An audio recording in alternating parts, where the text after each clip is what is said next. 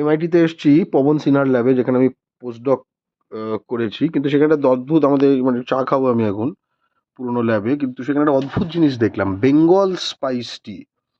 একদম আমাদের ইয়ের ছবি দেওয়া আছে, রয়্যাল বেঙ্গল টাইগার।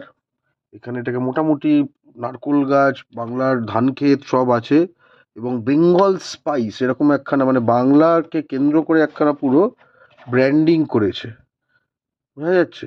ট্র্যাডিশনালি এইভাবে চার্লি বেডেন সেই ইয়েটা বানিয়েছে, ব্লেন্ড মাস্টার সে।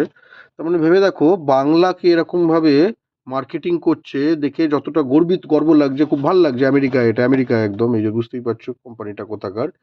কিন্তু আমরা আমাদের বেঙ্গল টি বলে কিছু রয়েছে, আমরা আর্ল গ্রে টি খাই, আমরা ইংলিশ ব্রেকফাস্ট টি খাই পশ্চিমবঙ্গে, ক্যালকাটা ক্লাব, বেঙ্গল ক্লাবে, বড় বড় সব জায়গায় যারা হয়।